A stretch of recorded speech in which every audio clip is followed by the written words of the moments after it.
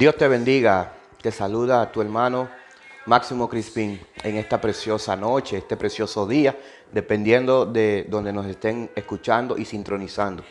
Estamos en lo que es el programa Restaurando los Altares. Estamos haciendo un video de introducción para lo que en un futuro no muy lejano le daremos inicio, para que continuamente todas las semanas vamos a estar trayendo un video fresco, con una palabra fresca, que active tu fe y la de los tuyos también.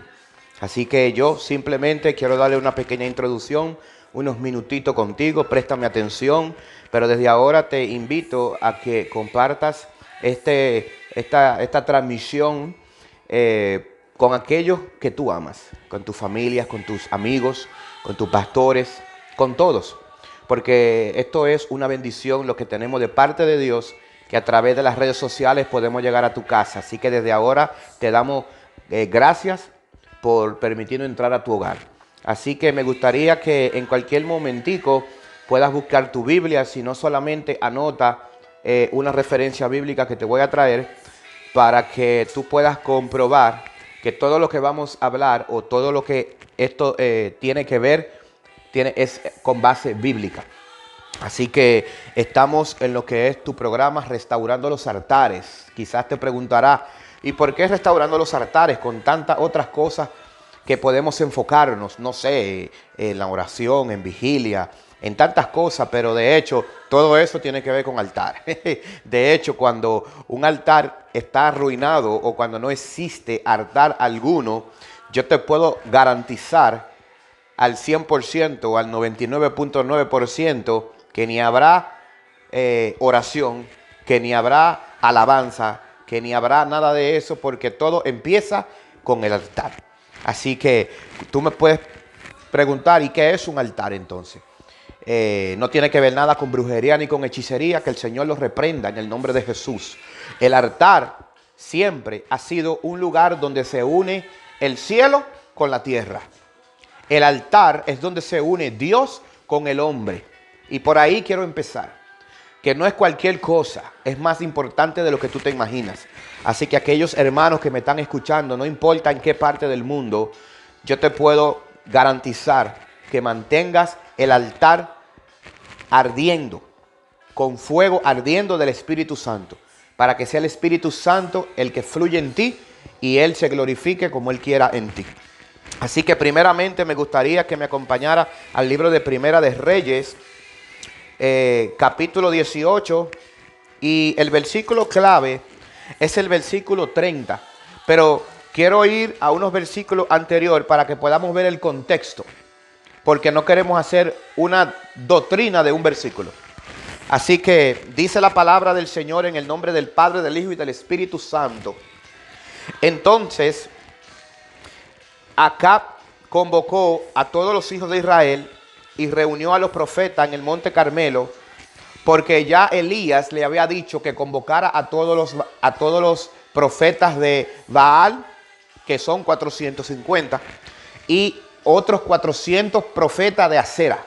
Todos eran dioses. Solamente te voy a mencionar dos, porque son cientos de miles de ídolos y de dioses falsos, porque hay un solo y se llama Jehová de los ejércitos, un solo Dios. Aleluya. Entonces dice que, y acercándose Elías, escúcheme bien, a todo el pueblo, dice, le dijo: ¿hasta cuándo claudicaréis vosotros entre dos pensamientos? ¿Saben por qué? Porque en aquel tiempo, como los altares estaban arruinados, los altares a Dios, pero sí estaban vivos o funcionando los altares a los dioses falsos, a los Baales, a Acera y a todos esos cientos de dioses que todos ellos tienen, que para cada necesidad tenía un dios. ¿Ve? Entonces él dijo que no podemos andar entre dos dioses, porque ellos querían servirle al Dios creador de todas las cosas, pero también a Baal, también a Acera, también a todos esos dioses. Entonces aquí yo lo que le estoy parafraseando un poquito rápido lo que sucedió para poder llegar al versículo 30, que es el clave. Entonces, dice que Elías volvió a decir al pueblo, y quiero que escuche bien el pueblo, ¿por qué él decía, o dice aquí, que él era el único profeta que había quedado, porque eran tantos los profetas, como le acabo de mencionar, 450 de Baal y 400 de Acera, entre los demás. Y solamente él, en ese momento, era la boca por el cual Dios hablaba. Por eso él decía que solamente él quedaba, porque él era el que Dios usaba en ese momento para hablarle a toda esa gente. Entonces él convocó al pueblo y le dijo, solo yo he quedado, más los profetas de Baal hay 450 hombres. Dice el 23, désennos pues 2 bueyes y escojan ellos uno y córtenlo en pedazos y pónganlo sobre la leña. Y ahí él le va diciendo lo que tienen que hacer, porque él lo que quiere probar quién es el Dios. ¿Quién es Dios de verdad? Y ahí sigue diciendo, el Dios que responda con fuego, ese es el Dios que vamos a seguir. No importa quién sea. Ahí mismo él lo dice. Él dice, si es Dios, a Dios le vamos a seguir. Pero si es Baal, a Baal le vamos a seguir. Entonces, a mí lo que me llama la atención es, dice el 23, désennos pues 2 bueyes, escojan ellos uno y córtenlo en pedazos y pónganlo sobre la leña. Pero mira lo que sigue diciendo. Pero no pongan fuego debajo. Y tú quizás te preguntarás, ¿y por qué no? ¿Sabe por qué? Porque el fuego, si es de Dios, viene de arriba. El fuego, si es de Dios, no puede ser creado por el hombre. Tiene que ser derramado por Dios, si es Dios. ¿Ve? Entonces, ahora sí podemos brincar al 30. Y ya de aquí en adelante es el versículo clave. Y no quiero profundizar mucho en esto, porque esto es solamente una introducción a lo que tiene que ver con el programa Restaurando los Altares, donde vamos a tratar muchos temas, diferentes tipos de temas, temas que tienen que ver con la vida personal, temas que tienen que ver con la familia, temas que tienen que ver con la juventud, temas que tienen que ver con los esposos solos, con las esposas, matrimonios, en la iglesia, como rey y como sacerdote. O sea, son diferentes temas lo que vamos a hablar según Dios nos lleve, porque esto es fresco. Esto es fresco. Así que no quiero que se me pierdan, quiero que me sigan. Dice el versículo 30, porque este es el versículo clave. Entonces dijo Elías a todo el pueblo, escúcheme de nuevo, a todo el pueblo, acercaos a mí, y todo el pueblo se le acercó.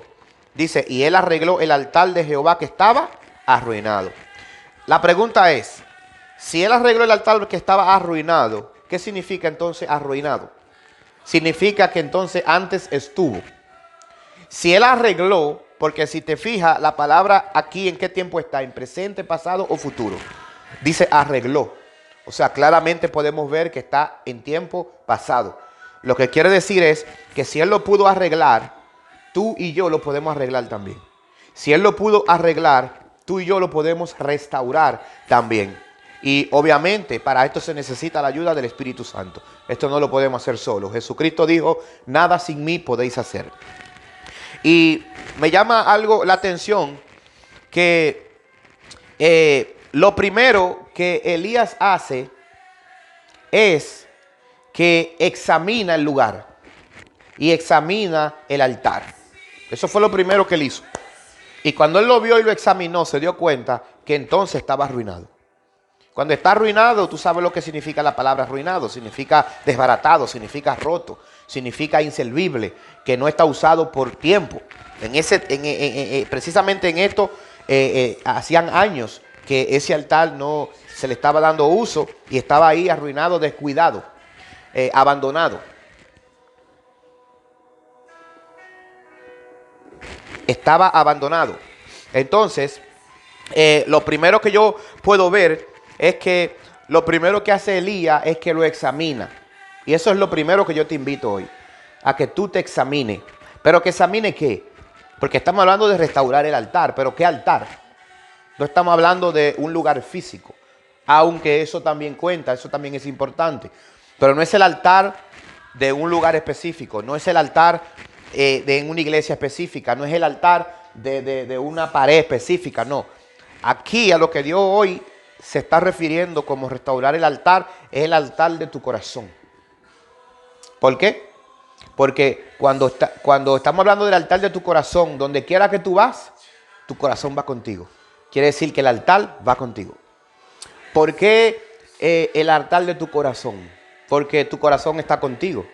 Lo que quiere decir es que donde quiera que tú vayas, tu corazón va contigo. Quiere decir que el altar va contigo.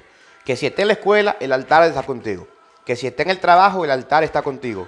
Que si esté en tu casa, el altar está contigo. Ah, que me fui de viaje, qué bueno, el altar va contigo. Y no tienen que pagar por esa maleta. Que si esté en la iglesia, el altar está contigo. O sea, el altar está contigo en todo tiempo. Entonces, ¿qué es lo que tú tienes que examinarte antes de tú restaurarlo? Examínate cómo está tu ego. Examínate cómo está tu obediencia o desobediencia. Examínate cómo está tu carácter. Y así excesivamente. No quiero entrar mucho en detalle porque no quiero tomarle mucho tiempo, ya que esto es un tema introductivo para lo que es el inicio próximamente. Así que lo primero que Elías hizo fue que examinó el altar. Yo quiero que tú te examines en qué tú puedes estar fallando. Estás hablando mentiras. Estás robando, no estás siendo fiel a Dios en los diezmos, en las ofrendas. Todo eso cuenta. Y otra cosa que me llama mucho la atención es lo que es en el lugar en que Elías escogió. Escogió un monte que le llaman el Monte Carmelo. Y a mí me llamó mucho la atención. ¿Qué significa Carmelo? Carmelo significa un jardín de frutas. Carmelo significa un jardín de árboles. Ustedes saben que los árboles decoran, los árboles son preciosos. O sea, era un bosque, era un jardín, era algo precioso. El Carmelo también, también significa cosecha. Así que en pocas palabras significa bendición.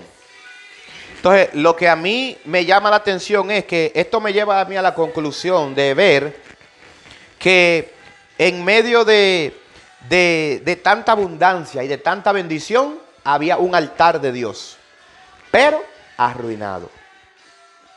Eso significa que no todas las bendiciones y no toda la abundancia que tú ves es aprobado por Dios. ¿Viste? Porque aunque en un monte precioso, con abundancia, con frutas, con árboles, con hojas preciosas, con flores preciosas, un lugar bellísimo, pero había un altar arruinado. Eso significa que tú puedes tener una casa preciosa, tú puedes tener un carro precioso, tú puedes tener unas cuentas financieras preciosas, abundantes, tú puedes tener una familia preciosa, que se te vea el éxito desde afuera, y eso no significa que está aprobado por Dios. Porque Dios primero ve el corazón. Volvemos de nuevo, restaurar los altares del corazón. Así que no todo, como hay un dicho por ahí que dice que no todo lo que brilla es oro. Así que podemos ver que la bendición estaba en esa tierra, pero no había aprobación de Dios porque el altar estaba arruinado. Así que para terminar, me gustaría darte una sola cita.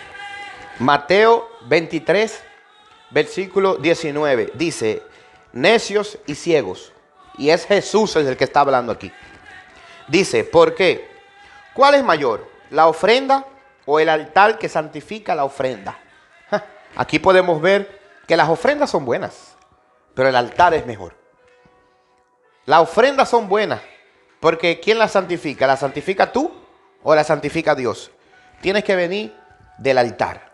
Por eso, cuando tú puedes ver lo que es el tabernáculo de Moisés, como lo conocemos, cuando tú entrabas a los atrios, cuando tú entrabas, con lo primero que tú te chocabas es con un altar de sacrificio. Porque no hay altar sin sacrificio. Y el sacrificio somos tú y yo, el tiempo, las oraciones, la dedicación, la adoración, el vivir una vida obediente a Dios. Todo eso es el sacrificio. Y cuando ese sacrificio es aprobado por Dios, el fuego del Espíritu Santo cae sobre ti y eso se manifiesta en la vida de otras personas. Así que Dios te me bendiga en esta noche. Queremos darte un inicio de lo que es el programa Restaurando los Altares. Así que no te lo puedes perder. Síguenos en nuestros canales, en nuestras redes sociales, YouTube, Facebook y Instagram. Máximo Crispín Oficial. Dios te bendiga. Restaurando los Altares, coming soon.